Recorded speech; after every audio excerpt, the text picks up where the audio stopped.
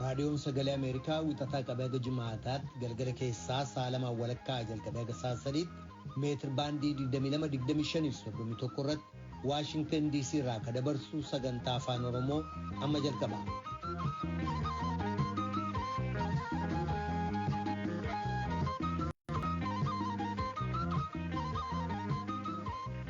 Dhaggeeffattoota keenya jaallatamoo fagoof dhiyoodhaa raadiyoo marsaa intarneetiif saatalaayitiin Aayilsaatiin akkasumas feesbuukiidhaan sagantaa keenya hordofaa jirtan martinuu nagaan keenya bakkawwan jirtanitti isin dhaqqabu akka mooltan kibxata caamsaa 11 bara 2021 akka lakkoofsa Itoophiyaatti immoo caamsaa 3 bara 2013 keessummeessaan keessan irraan namoo daandiiti. Abbaan alangaa waliigalaa federaalaa ibsa kenneen naannoo Tigraay magaalaa Aksuumitti sadaasa 19 bara 2013tti namoonni huccuu loltuu kasirnaan uffatiin garuu lolichatti hirmaatan 93 duu qorannaa gammaatti geggeessameen adda baafannee jirra jedha. Kanneeniif kabiroodhaaf aga xumura sagantaa keenyaatti nu waliin turaa jenna dhaggeeffattoota keenya. Piroodyusariin Tamsaasarraa Biraan Haayiluu, Tamsaasa intarneetiif miidiyaa hawaasummaa kan qindeessitu immoo Tigisti Gammeetii oduuf gara tujubeettan sin dabarsa.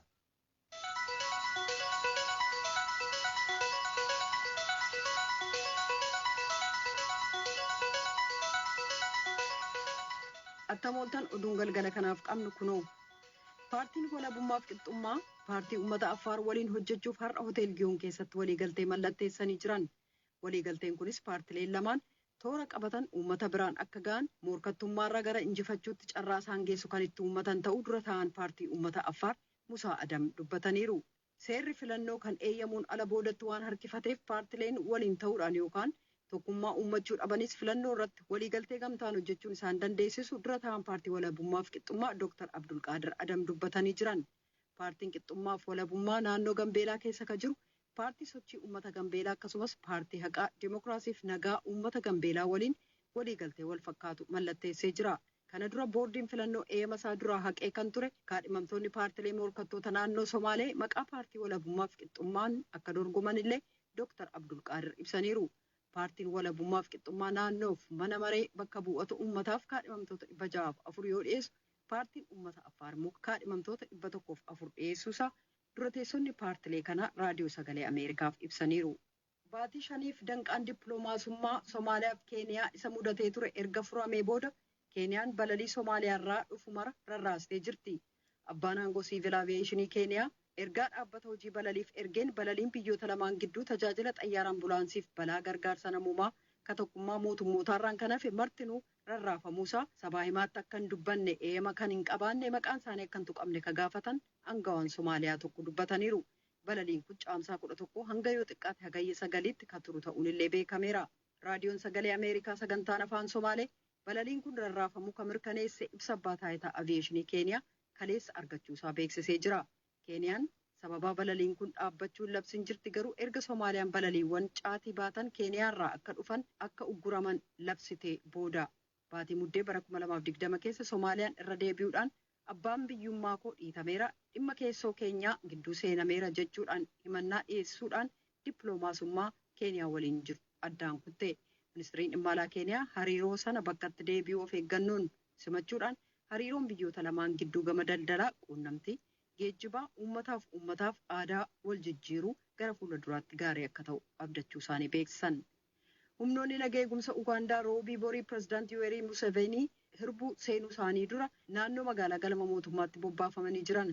Filannoo baatee amajjii keessa wal dha'e jechuun kan mootummaa qeeqan manni jireenyaa hoogganaa garee mormituu Baabii Waayeen illee marfamee jira. Daandileen magaalaa Kaampaalaa loltoota lafoorra sosso'an snaayiparoota guutuu manaarra jiran meeshaalee gurguddoof konkolaataa waraanaaf poolisootaan marfamtee jirti. Pirezidaantii Museveniif paartiin isaanii sochiin dura dhaabbannaa biyyoolessaa filannoo amajjii 14 dhibbarraa sagalee 58.6 argachuudhaan injifachuusaa kalabse yoo ta'u Baabii Waayeniif paartiin isaanii gamtaan tokkummaa biyyoolessaa sagalee dhibbarraa harka 34 argatanis filannoon sun wal dheera jechuun morman. Kan dhaggeeffataa jirtan raadiyoo sagalee Ameerikaa sagantaa afaan Oromooti. Gabaasi haaraan Raashaa biraa bahee akka ibsutti namni tokko mana barnootaa sadarkaa duraa keessatti dhukaasa baneen yoo xiqqaate barattoonni 11tti dhukaafamuun ajjeefaman. Kanneen biroon 16 ammoo balaa magaalaa guddoo Riippaabilikii Tatarstaan Kaazaan keessatti raawwate madaa'aniiru. dhaabbati oduu mootummaa RIA akka jedhetti yoo xiqqaate shakkamaan tokko to'annaa jala ooleera. Oduun ammaaf qabnu kanuma.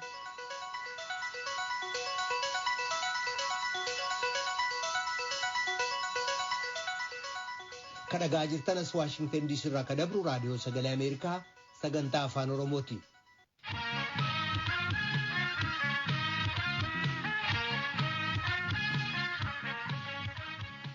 Bulchiisa naannoo Tigraay magaalaa Aksuumitti akka lakkoofsa Itoophiyaatti 13 bara 2013 waraansa gaggeessame irratti kanneen waraansichatti hirmaatan garuu uffata dambii loltuun uffatiin 93 du'aniiru jechuudhaan abbaan alangaa Itoophiyaa ibsee jira.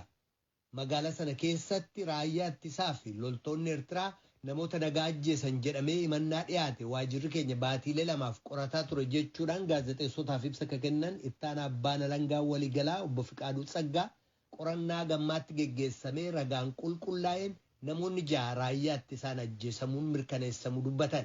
Gama biraatiin immoo yeroo wal fakkaataatti magaalaa Aksuum keessatti waraansa geggeessameen namoonni nagaan dhibbootatti lakkaa'aman haleellaa qindaawaadhaan ajjeesaman jechuudhaan gareen mirga dhala namaaf falmu Amnesty International gabaasaa maandura baaseen ibsee ture.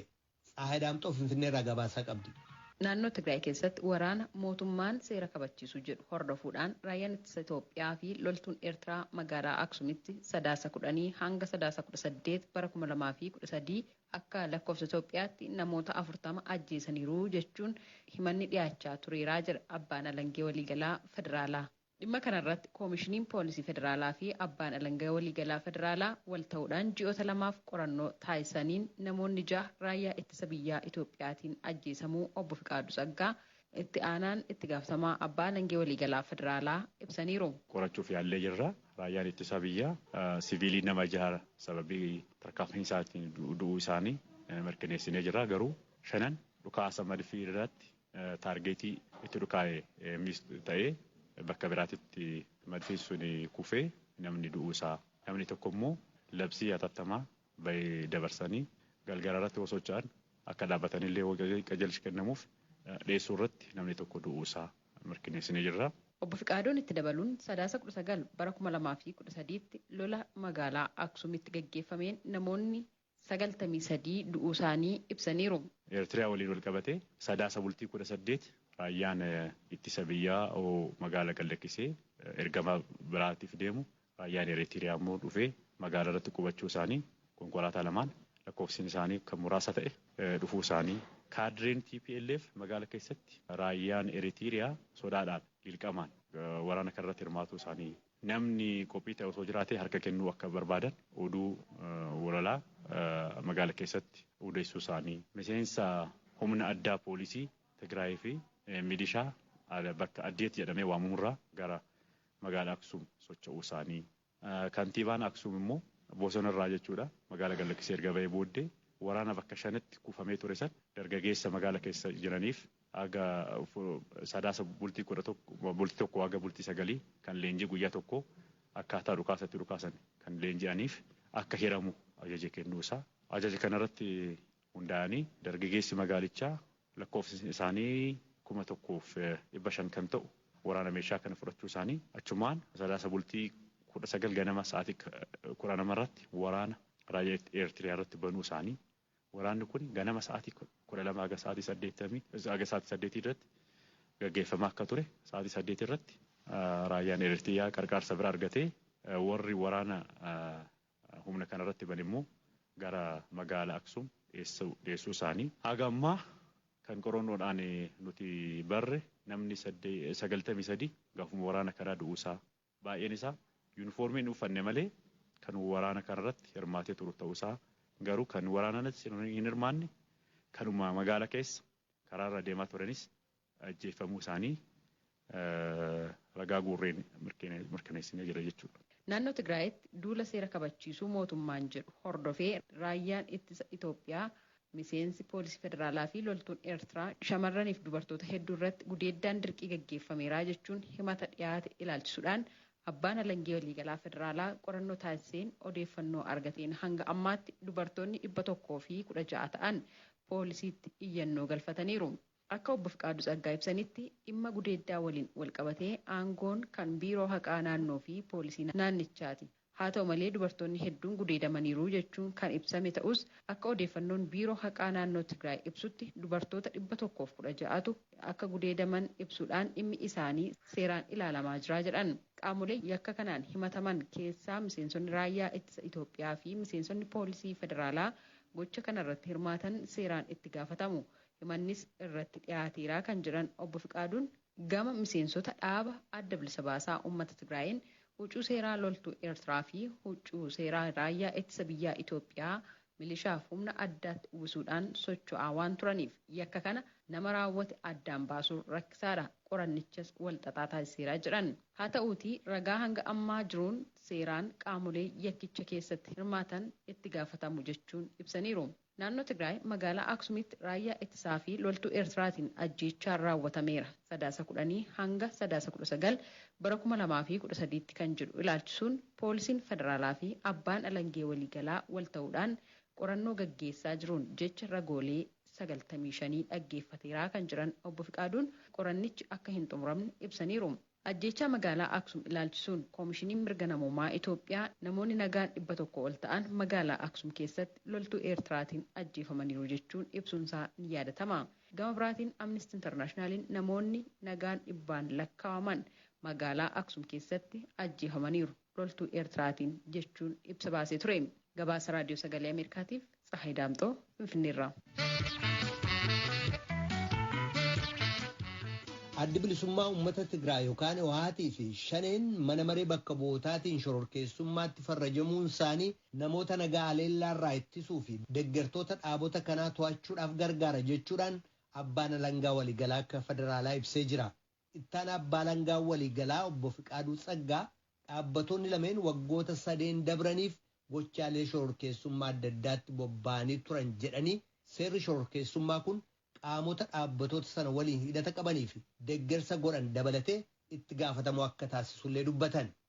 Tsahaay Daamxootuu Finfinneerraa gabaase. Dhaabni adda bilisa baasaa uummata Tigraay fi Shaneen seera shororkeessummaatiin shororkeessummaa kaayyoo godhatanii waan socho'aniif akkasumas gaggeessitoonni isaanii shororkeessummaa waan raawwataniif gocha shororkeessummaa waan hooggananiif dhaabbileen kunneen shororkeessitoota jedhamanii moggaafamaniiru jedha abbaan alangee waliigalaa federaalaa.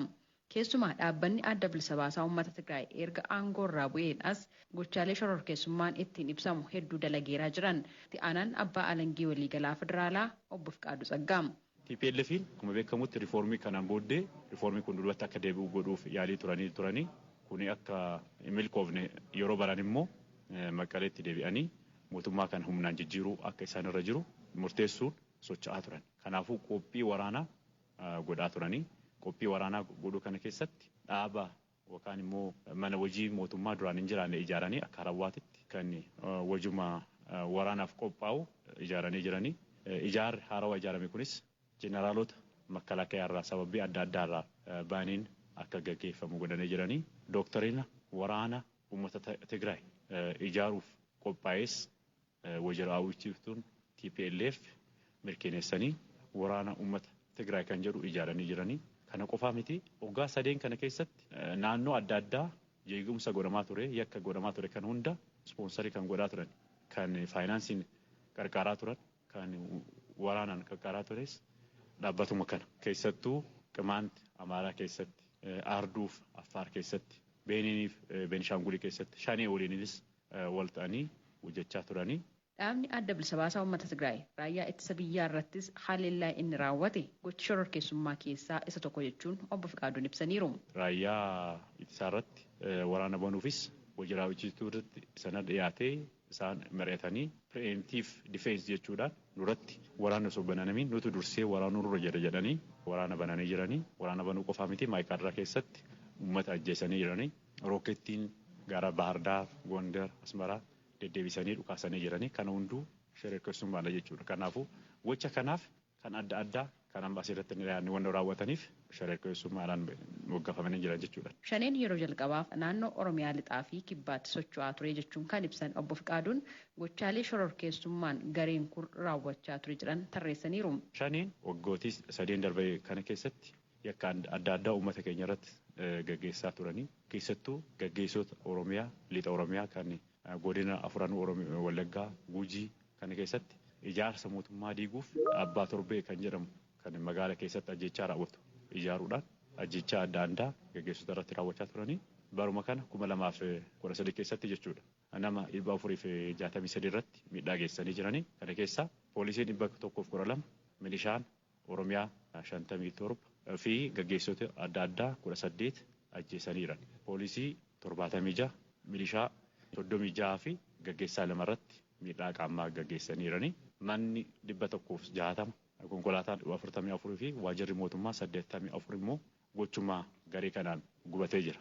Guullisoo irratti kan qorannoodhaan mirkanaa'e qofa nama 36 ajjeesaniira. Kanaafuu gochi isaanii yaada siyaasaa qaban san humnaan mootummaa sodaachisanii mootummaa foorsi godhanii gaggeessuu inni barbaadaniif shororkeessummaadhaan moggaafamanii jiranii jechuudha. Dhaabbileen kunneen shororkeessummaadhaan moggaasuun nageenya uummataa tiksuu fi olaantummaa seeraa kabachiisuuf kan jiran obbo Fiqaaduun namoota deeggarsa dhaabbilee kanneeniif kennan ittiin to'achuufis jedhaniiru. Wayita hojiin olaantummaa seeraa qaamolee deeggarsa garee kanaaf taasisan irratti raawwatamus namoonni nagaan kana keessa miidhamuu waan danda'aniif of eeggannoon barbaachisaadha jedhan. Namni tokko kana keessatti osoo yakka hojjetanii gaafatamuu hin danda'a jennee shakkanaa nutis garuu leenjii adda addaa kennuun labsii irratti jechuudha. Formaata kennuun irra jira. Lammaffaa immoo miseensa ta'uu deeggaruun qofa osoo hin ta'in beekaatiin deeggaruu isaa mirkaneessuun irra jira. Ragaa qabatamaa ta'e dhiyeessuun irra jira. Seerri kanas nu gaafata. Kanaafuu kun miseensaa kun deeggaree jira wanna jedhameef qofa osoo hin ta'in ragaan dhiyaate kan namtichi sun deeggare shanee ta'uu isaa mirkanaa'eeti malee odumaan kan gaafatamu miti jechuudha. Paartileen siyaasaa naannoo Tigraay keessa socho'an dhaabbanni adda bilisa baasaa uummata Tigraay shororkeessaadha jedhamee moggaafamuusaa tibbana ibsa baasaniin balaaleffataniiru. Waraana bilisummaa Oromoo jechuudhaan kan of waamu gareen hidhattootaa Oromiyaa keessa socho'u himannaa mootummaan yeroodhaan irratti dhiyeessaa ture kan raawwanne ta'uu ibsaa kan turanii fi maqaa shanee jedhu akka hin beekneef bakka isaan hin buunes yeroo adda addaatti ibsaa turuun isaanii ni yaadatama. Gabaasa Raadiyoo Sagalee Ameerikaatiif Tsahaay Daamxoo Finfinneerraa. Dhaggeeffattoota keenya gama biraatiin abbaan alangaa federaalaa kan waliigalaa Dr. Geediyoon Ximootiyoos dhiyeenya kana innaa paarlaamaa Itoophiyaatti seericha dhiyeessanii raggaasisan shanee ka jedhan garee waraana bilisummaa Oromoo jedhee of waamu ta'uu kan eeran yoo ta'u waraana bilisummaa Oromoo kan Oromiyaa lixaaf dubbiimaa akka ta'an bilisummaa guutaa torbanuma kana keessa dhimma kana irratti gaafatamanii akkas jechuun deebii kennanii turan. Kan akka federaalaatti abbaan alangaa federaalaa shanee yookaan abaa'oo beekana jiru jedhe irrattis deebii namaa nuti shanee miti dhaabbata shanee gaafachuu danda'u. Inni biraanii maqaa waliigalaa shororkeessummaa jedhamu kana kan moggaasan qaama nageenya mootummaatu guutumsa sammuu guutummaa guyyaa irratti saba irratti raawwachaa jira. Isaan shororkeessummaa hojjetanii maqaa shororkeessummaa waraana bilisummaa Oromootiif kennuu hin danda'an. Akkasuma gama naannoo Tigraay immoo kanneen Tigraay keessa socho'an paartileen mormitootaa sadii kan mootummaan Itoophiyaa adda bilisummaa uummata Tigraay yookaan OHATiin akka gurmuu shororkeessaatti moggaase mormuudhaan ibsa baasanii jiru. Paartileen sadeen Saalsaay Wayyaanee Baayitonaaf Wuddib Tsinaat jedhaman ibsa baasaniin seerichi uummata Tigraayiif beektota Tigraay irratti ajjeechaa geggeessuudhaaf yaadamee akka golgaatti itti fayyadamuuf kan baafame jechuudhaan balaaleffatan.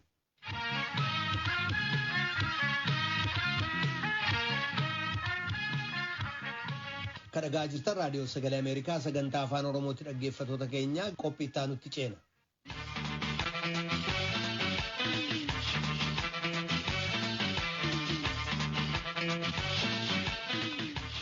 Garaan beela'e walqixa waan ta'eef osoo amantaan addaan hin qoodiin nama beela'e hunda nyaachisnaa jedha dargaggoon magaalaa Jimmaaf naannoo isheetti namoota soomarra jiran sooma eegsisuu fi kanneen beelan nyaachisuutti bobba'ee jiru Abdii Gataachoo. Abdiin hiriyoota isaa waliin ta'uudhaan maallaqa ittiin namoota irbaata nyaachisu gama miidiyaa hawaasummaan akka walitti qabee hojii tolaa kanaaf oolchu dubbata.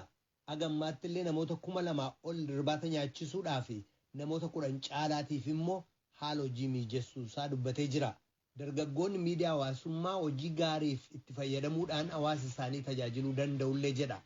Naakoor Malkaatu Amborraa bilbilaan dubbise.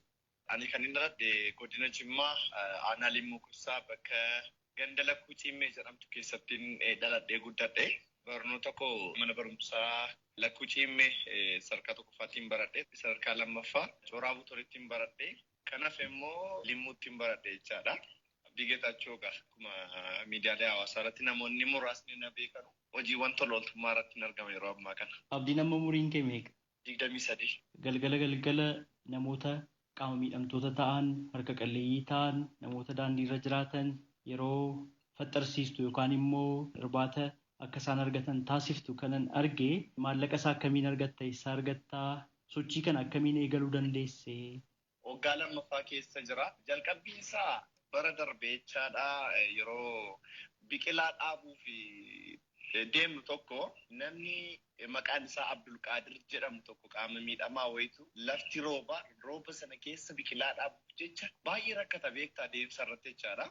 Hiriyoota wajjin baannee ceesisnee biqilaa sana dhaabne viidiyoo wayii fudhanne akka carraa jechaadha. Karaa peejii kiyyaa nama maxxanse namoonni baay'een viidiyoo sana hin jaallatanii abdii piliis nama kan gargaaruu ni barbaannaa bira dhaabbachuu barbaanna piliis nu qunnamsiisnaan jedhan. Guyyaa namatti fudhate barbaaduuf jechaadha. Mana isaa iyyaafadhee deemee argadhee namaanillee ol qunnamsiisee gargaarsi gaariin godhamee fi namoonni baay'een na qunnamanii qarshii natti erganii mana isaallee mana keessa jiraatullee waan irra ciisu maal hin qabu ture. Waan baay'ee goonee fi adda baanee viidiyoo deeggarsa godhamee sana maxxansee namoonni baay'een hin jaallatanii wanta akkasii kun keessa koo jira ture maaliif namoota daandii irratti kufan namoota dubartoota fakkeenyaaf daa'imman 2-3 baatanii karaa irratti ba'anii waan baay'ee rakkatan ijoollee xixiqqoon kun immoo kan daandii irra deemanii nama kadhatan kun baay'ee jiru dhaloota kana immoo akkasitti ilaaltee boru kan biyya kana gaggeessuu danda'an ta'uu danda'u daa'imman suni kun keessa koo jira sanumaan qabadhee namoota itti dhufu waan tokko gochuun jalqabe jechaadha sanarraa kaasee sana booda gaaffiin tokko naa dhiyaachuu jalqabe karaadhuma hordoftoota peejii kiyyaa jechaadha innis maallaqa qofa kennuun faayidaa hin qabu kanaafuu maaliif bakka tokko isaan walitti qabamanii jiranitti nyaachistu fakkeenyaaf amma akka amantaa musliimaatti zakaa waan jedhamu faatu jira. Dirqama kanatti nama nyaachisuu qabdu akka amantaa ortodoksiittis wanni baa'u jira jechaadha yeroo jechaadha bara darbee jechaadha walitti fufiinsaan namoota dudulloomoo ta'an nama isaan kaddamu nama isaan gargaaruu hin qabne nyaachisuutti turree yeruma sana jalqabne bara darbee jechaadha bara darbee raamadaana qarshii kan argannu karaadhuma onlaayinii kanaan namoonni naquun namu bilbilee kiyya peejii kiyya irratti attaachi ta'ee jira naa bilbilanii dhimma akkasii qabna kanaaf si barbaanna maallaqa haga kana sitti ergina nama haga nan nyaachisuu qabda naan jedhu ayyaanis toleen jedhaanii wantoota nyaachisuuf yookaan faxarsiisuuf mijatu hunda binnee waan binne sana listii isa baasnee isaaniif erginaa sana booda immoo yeroo isaan nyaachisu viidiyoodhaan waraabnee agarsiisnee erginaa jechaadha. Kan nuti viidiyoo san waraabnu waa lama of keessaa qaba. Tokkoffaan amaanaan namoonni sun ergatan akka galma ga'uusaa isaan arganiif. Inni lammaffaan immoo namoonni kun har'a qofa nyaatanii boru ni barbaadu waan ta'eef namoonni kaan immoo kan arganii guyyaa ittaantu akka deeggarsa godhaniif kan fayyadudha jechaadha. Hanga ammaatti nuti yoo xiqqaate jechaadha 2,000 ol ta'a jechaadha kan nuti nyaachisaa turre jechaadha. Hanga guyyaa dheengaddaatti jechaadha kan nuti nyaachisu. Kan achi deemnuuf musliima qofa nyaachisuudhaaf miti, dhiira qofa nyaachisuuf miti, dubartii qofa nyaachisuuf miti. Kan nuti deemnu nama beela'e, nama garaan isaa beela'e qofa malee gonkumaa nama adda hin baafnu. Garaa beela'e qofa nyaachisna, garaan beela'e tokkuma wal qixxeedha jechuudha. Dargaggeessa mana keenyan yookaan dagaleen manaa jiguugee keessa qophaa taa'u isumaan immoo lafarra foqooqu torban lamaan darbe keessa fuuluma feesbuukii kee irratti gadhiisteeti kan turte. Sanaan booda dargaggeessi kun guyyoota lamaan darbe keessa immoo barcuma irra taa'anii deeman yookaan immoo wiilcharii irra taa'uudhaan yeroo inni adda kee keessa si dhungatu kan mul'atu. Eenyu dargaggeessi sun meemaa inni kan gootaniif? Dargaggeessi suni Miftaa Abbaajaa jedhama. Magaalaa Jimmaa ganda Mantiinaa jedhamu keessatti kan inni jiraatu jechaadha. Bara 1995 waggoota 17 duraan jechaadha balaan konkolaataa irra ga'e. Miidhaan cimaan irra ga'e qaama isaarraa mana keessatti hafee nama isa gargaaru, nama isa kaddamu, nama isa jiraachisu hin qabu. Hiriyaan kiyya tokko na qunnamee deemii nama kana naa ilaalinaan jedhe. Tole jedhee waliin deemnee nan laalee yeroo laalu baay'ee waan miira keessa nama galchudha. Gurbaa bareedaadha. Umurii dargaggummaa isaatiin akkas ta'e nama biyya kanaaf illee fayyadu ture namtichi akka seenaa isaa dhaggeeffadha jechaadha. Haala inni ittiin jiraachaa jiru isaa guutummaan guutuutti waraabnee viidiyoo isaa san ni maxxansine namni 160 ol ilaale viidiyoo sana namni 10 ol immoo waliif hiran sheerii waliif godhanii ilaalame viidiyoon sun bal'inaan ilaalame garee WhatsApp irratti ijaarree deeggarsa akka godhamuuf hin gaafanne guyyoota 6 yookaan 5 keessatti jechaadha galii gaarii walitti qabnee fi wiilchariin Kaanadaa irraa wiilcharii 2tu ergame kaan immoo wiilcharii biyya keessaatti kennanii kaan immoo wiilcharii biti jedhanii maallaqa itti erganii suuqii bareedaa waan suuqiin tokko barbaachisu binnee mana suuqiif ta'u ijaarree shaqata jechaadha waan barbaachisu dukkaana sana keessatti guunnee fi maallaqa harkatti immoo qarshii 30 kenninee fi rabbii fi hiriyoota koof galanni haa ta'uuti obboleessa kiyya miiftaa jechaadha boo'icha isaa sana gara kolfaatti jijjiirree gadda isaa gara gammachuutti jijjiirree dubartoota 5 kana sirriitti hojii bareedaa qabsiifnee dhiirota 5 nama 10 suuqii babbareedaa banneerraa isaan kaaniif immoo mana boba'aa beenzila jechaadha akka isaan gurguran banneefi jirraa kaaniif. Yeroo kana hundumaa gootan akka dhuunfaa keetti yeroo keessi jalaan tuquu maaliin jiraatta yeroo kana hundumaa gootu? Hojii aartii kana ni hojjedhu. Kitaabni ani barreessee maxxansiise jira. Innis kitaaba mata dureen isaa si argeen jedhudha. Gosa walalooti. Inshaallah yoo rabbi na gargaare kitaaba seenaa hojjechuutti jira. Yeroo ani qabuu fi jireenya mataa koo jiraachuuf baay'ee biizii na godha hojii kuni. Garuu an bakka hin buluu fi waan nyaatu ammaaf yoo qabaadhe bakka ciisuu fi waan nyaatu kan hin qabne boon dursa kenne an kan koonan qaqqabaadhaaf yeroo kenna yeroo baay'ee. Maaliif hojjettee an dargaggeessa yoon qorres nan dandamadha. Yoon kufes nan ka'a. Garuu qaama miidhamtuun yeroo kuftu jaartiin yeroo kuftu achii ka'uun baay'ee rakkisaadha. Namni haadha qabu haadhatti garaa hin jabaatu jechaadha. Gammachuu keessi koo argatu hojiin koo sun naa kenna natti fakkaatu. Magaalaa kam kan keessatti hanga ammaatti kan sochootanii hojjettan? Baay'inaan magaalaa Jimmaatii, magaalaa Aggaaroo, Sarboo, hanga Saqqaa, hanga Shabeetti illee deddeemnee jirra jechaadha. Koronaatu dhufe malee bara darbillee godina Jimmaa keessaa illee bahu yaadaan ture. Yeroo rabbiin nuuf qabbaneesse inshaallah ittiin dhufa jechaadha. Hojiin tola ooltummaa kun akka inni jabaatee itti fufuuf gara waldaatti jijjiiruudhaaf gara dhaabbataatti jijjiiruudhaaf wanti si yaaddan jira hanga ammaa? Karaan nuti deemnes jira yaada qabnaa yaada keenya kanas Joon Ahmad Abbaa Milkii kan jedhamuu fi Alamaayyoo Tarrafee namni jedhamu tokko waan kan irratti baay'ee na gargaaraa jiru ogummaa isaas namoota qabanidha. Gara chaaritiitti jijjiirree meeshaalees bitannee akka mootummaatti beekamtiin nuu kenname nutis baay'ee barbaanna kanas itti yaadaa jirra.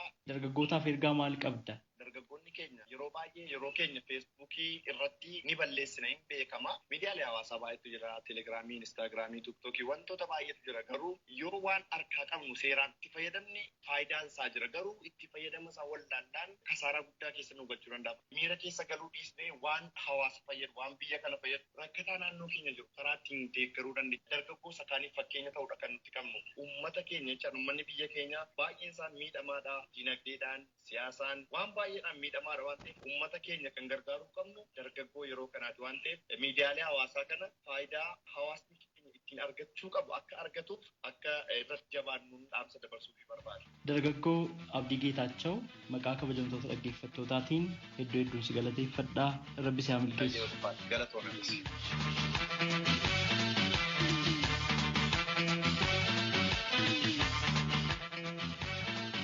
raadiyoon sagalee Ameerikaa galgala keessaa sa'a 2 walakkaa jalqabee haga sa'a 3 meetir baandii 22 yookaan kiiloo heerzii 13,765 irratti meetir baandii 25 yookaan kiiloo heerzii 1240 irratti akkasumas meetir baandii 31 yookaan kiiloo heerzii 12,485 irratti wixataa haga jimaataatti qophii afaan Oromootiin dabarsu asirratti raawwata.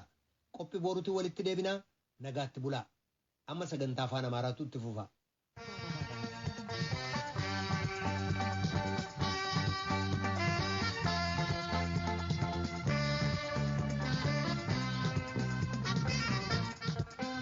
Kanguya sumanyada simare kambiras maala kaba otto meda fe chake mormama taba otto meda fe mucha mormama taba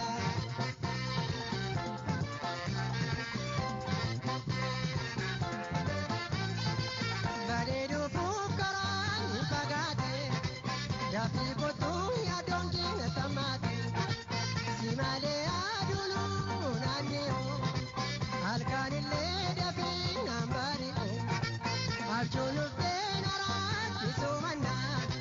Goya ko tu shage dabana